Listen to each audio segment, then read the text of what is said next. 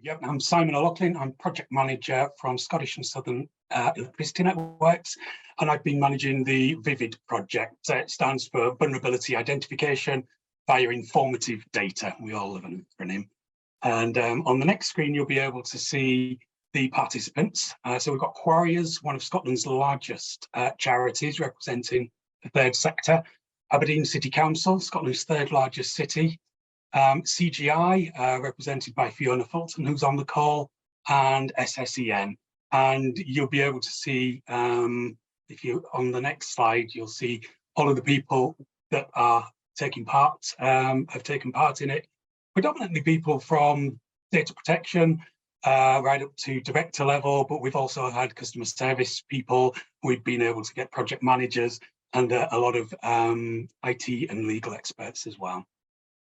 So on the next slide, I've got 1 minute to tell you what we're seeking to address. And this next slide covers it off in one sentence. We've been able to, we all know that we should be sharing data far more widely and efficiently to help people that are in vulnerable situations. We should be doing it more quickly, more efficiently, and that's exactly what VIVID is aiming to do, and do so in a really secure manner. I'll keep it moving along because we have got very limited time and lots to say. This project being incredibly exciting to be a part of, and there's been so much work done and so much more to do. So you'll see here, we've got the retrospective view of a deeper dive of what we're looking to address, including the untapped benefit of smart meters, bridging the digital divide, making sure that when we say no household will be left behind, we've actually got the tools to be able to make sure that we can look at every single household and community and put in place tools that will keep them up to speed with digitalisation, as well as with low carbon technologies, and some of the more fundamental things of making sure that we can close the PSR gap and that local authorities can have a richer risk record with more up-to-date details. So no mean feat and a lot to do. And I'll pass you over now to Fiona Fulton, who's going to describe in a little bit more detail how we intend to do that. Thanks, Simon. If we could move on to the next slide, please.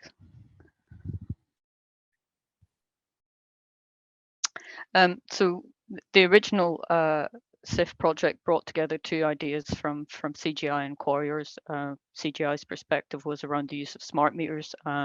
Quarriers was looking to leverage some experience they've had elsewhere, looking to bridge the digital divide. So what we've actually done with the project is looked at how we can bring the use of information and the kind of digital engagement pieces together in order to create one coherent project. So if we can move to the next slide, please. So really what we did with VIVID is when we sat down to brainstorm the ideas, it became clear that while there's still a wealth of information around our vulnerable customers within each of the partners and probably within each region, we're still working very much in a data silo. Despite everyone's best endeavors, we haven't really brought together a single reference for vulnerability in this area. In this example, we're looking at Aberdeen City, so there's no single reference, for example, for Aberdeen City for vulnerability. So one of the things that we decided that we would need to look to address in a secure manner was how we could maybe bring together all that information. And this is not just the Priority Services Register, this is all the information between all of the different partners, how we could bring that into a consolidated reference set. And linked to that, how we could try and coordinate the engagement and treatment of vulnerable customers across the board for that region. So those are two of the key premises of what we're trying to do with VIVID. And once we've done that bringing together of information, what we're then looking to do is go deeper into the analysis and bring in the use of smart meters to add an element of proactivity and near real-time analysis to look at how customers are being impacted, how we can help them, how we can make that information more timely. And just looking to that piece on the end there where we're talking about customers in vulnerable situations, between all the partners, as you've seen, going across local authorities and charities, network operations, IT specialists, we've got a range of views about customers, and we've been able to bring all of that understanding together, and we've tried to make this everything really very targeted to the end customer and not about the technology. So all of these key premises have been brought together in some very specific use cases, which I could talk about on the next slide, please. So as you can see, when we sat down, we came up with quite a lot of use cases where we felt that we could improve the way that we're able to manage and help vulnerable customers. There are too many to do in an alpha phase project, so we've prioritized them. As you can see, the top three I'll talk in a little bit more detail, as those are the ones that we're going to focus on in the alpha phase. But there's a lot of other very important areas which are both kind of stretch goals in alpha. So energy efficiency, we know will cover across all use cases and needs to be addressed, but it's such a big area, it probably needs some specific activity that's larger than alpha. Warm home prescriptions already been mentioned, and that's something on our list as well. But again, we're looking to do that potentially in a future phase, and we're trying to keep the alpha phase very specific in order to investigate how we can run those top three use cases. So I'll explain those three use cases in alpha in a little bit more detail. So if we could go to the next slide, please. So as I mentioned, we understood the area of data silos and still working with incomplete vulnerable information. So a large part of what we propose to do in alpha is looking at how we can combine, but also importantly, desensitize a lot of the vulnerability information that's held across the board in each of the regions, and bring that into a central reference set of data. It's important here that what we're looking at is how we can do that in a kind of efficient and operable manner, with it one eye on business as usual and a federated solution that could support whole of GB in the future. So a lot of our time here is going to be looking at, you know, the areas of data privacy, consent management, all of those things. We've investigated, you know, the principles of what we need to do in discovery. What we want to do in alpha is basically take those into execution and make sure that we're able to operate those effectively in the way that we hope. And this forms a real baseline for all the other use cases that we hope to do within Vivid. This gives us the data baseline, consistent data baseline to kind of run everything else. So if we could move to the next slide, please. So one of the first use cases will then run on that common vulnerability information data set that we create. We'll be looking at bridging the digital divide. That common data set will give us an indication of, you know, all the known vulnerable people within the Aberdeen area, but it'll also help us identify those that have and have not got smart meters. And that will allow us to then look at how we engage with those customers, those that may be digitally excluded.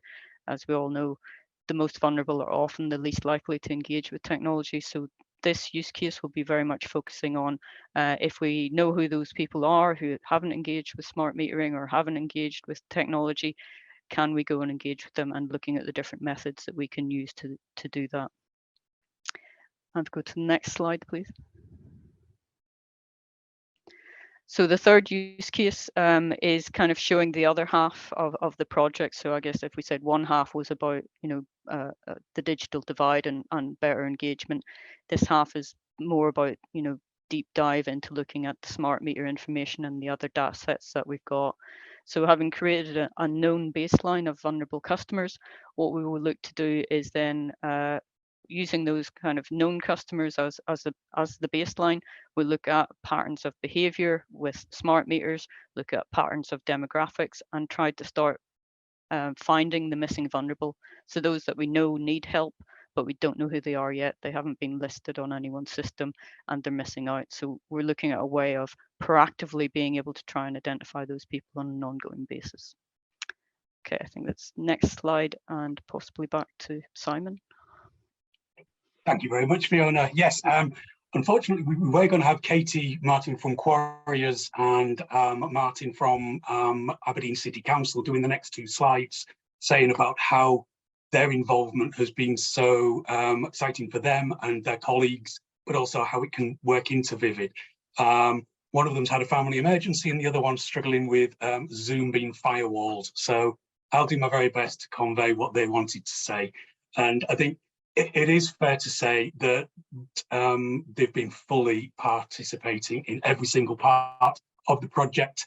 We've been able to have a face-to-face meeting in Aberdeen with all of us together, where we did a lot of the brainstorming work, and we're able to break down a lot of the barriers and silos between local authorities, the third sector, and the energy industry, which was really, really interesting afternoon that we had on there. And from a quarrier's perspective, they are a big property owner in Scotland. They work with a lot of the local authorities already, everything from helping people with drug and alcohol issues to carers, young carers, people with mental ill health, with physical disabilities. And it's the carers and young carers sector that they work very closely with Aberdeen City Council already. We also work with them as a DNO perspective on resilience planning and PSR promotion. So they're a really, really good charity and have been a fantastic partner. And they're looking to embed this into their inclusion and decision-making process. They will be able to feed in the anonymized and desensitized details of people they're already supporting, share it at the right level for PSR purposes, and also with the local authority where they've already got people that they're working with to help. So a lot of alpha will be finding out the exact threshold of that data sharing and GDPR requirements. But suffice to say that they already have compliance and are able to consent is the word I'm looking for, consent to be able to help these individuals. So any additional information they get will be able to make them work more efficiently, better targeted, give a greater amount of support to people who so desperately need additional help, support, funding, energy efficiency, and all of the things that we know we can offer once Project Vivid is in full flight. On the next slide, Martin's a man of few words, but wanted to get across how well, and I think the big surprise was just how well all of this fitted together with Aberdeen City Council's anti-poverty strategy, and how they're helping people who they already know, again, are in rent arrears, or people who are living in cold, damp housing, and people who need additional support, potentially during crisis situations. So not just the day-to-day, but fire, flood, building collapse, anything out of the ordinary crisis situations that we all know can happen over and above power cuts. Martin actually is the head of their early intervention team. So the way that Martin's coming at this project is being able to see how Vivid will be able to help him intervene earlier for people before they get into dire straits, before they can get into extreme fuel poverty, and before they suffer real bad poverty and depravity. And they've been building an tenancy intelligence model, a TIM called TIM, and that will also be able to feed data into Vivid, again, at the right level, and be able to take useful information out of it to fine-tune their tenancy information management and be able to help people who are tenants for Aberdeen City Council in far greater ways. And of course, as a council, they already have outreach there to be able to engage with people, and they'll be able to work more closely with, we've had Shona Horn, who is our customer resilience manager and customer relations manager in the area, and we'll be able to work far closer with Aberdeen City Council as a result. I know we're getting short for time now, but if we skate through the last few slides, this was something that I was hoping Martin and Kate would be able to wax lyrical about, because it's been so good finding all the shared goals. I won't read all of those, but making sure that, and the key thing is that we've realized it's not so much a data project as a people project. And all of us have been able to focus on the end in mind of helping those most vulnerable within society. And the other thing, the second to last one there, that the process is replicable. And the local authority, Aberdeen City Council, can see how it would work in other local authorities. And quarriers are already building their side of things to be replicable with other charities and third sector. So moving on, we've got slide 14, and the next one, please. Quick look ahead is you'll recognize this from up front with what we're seeking to address. And if you do just one click, please, the only animation in the slide deck should slide in and show us exactly what we're planning to do to be able to counter all of those issues that we identified up front. Making sure that we're tying in with existing projects, Smart and Fair Home Flex being two of them, and also really getting precisely targeted help to the people who need it most. As we're running out of time, that's there for you to refer back to if you need. But the next slide quickly shows us the really exciting benefits that are there for customers in vulnerable situations, from expanding the PSR, in our instance, from 770,000 at the end of 2021 up to over 1 million people. That's our Scottish and our central southern areas by the end of Vivid. And if we go to all the figures are there for you to refer back to, but I want to keep us on time and share the news. I was excited, as that lady there, when we got UK Power Networks wanting to look at the next steps for how it could be replicable in London, all but the 3 areas that we represent, and the Southeast. DCC are going to come in with their wealth of knowledge from supply data and their smart data to be able to back up what CGI have already got planned, and E.ON as a supply partner for Alpha 2. And very quickly on the next slide, you will see that we've got really well-defined work packages already for Alpha to be able to make sure that everything is done in a very methodical way that leads to successful outcome in work package 8, with an expansion feasibility study providing measurable benefits. Sorry if I'm 2 minutes over, but ready to take any questions you have for us. Thanks, Simon. A couple of questions here. Who are the business owners in SSE who ultimately own and use this tool? The ultimate owners will be, from an innovation perspective, the Future Networks team will be able to make sure that Vivid is successful and embedded into the business. The areas that we are consulting on internally at the moment, as well as the smart meter, data and IT teams and data protection and legal, are the business consumer vulnerability area, and also the connections teams. So we're already exploring channels where we'll be able to link in with finding the PSR customers, engaging with them properly via the customer relationship management teams like Shona Horn in the Grampian region, but also other teams that are needing to find customers that they can help on a day-to-day basis with power cuts for PSR, but also during crisis situations to be able to help and provide support on the ground. Right, next question. Would NHS Grampian not be a critical partner to help identify vulnerable people? They are, thank you for that question. And we've been liaising with Martin Allen from Grampian NHS. In fact, the use case that Fiona had on that big slide where there was the 7 use cases was looking at prescribing warmth and linking in with a project they've already got in the Aberdeen and Aberdeenshire wider area of helping people via embedded data and monitoring tools that are within their homes. And it was actually because of that that the GDPR legal and data protection teams raised a red flag and said that that would delay Discovery and Alpha getting into those kind of areas where you've got monitoring tools in people's homes and you bring in data in from there.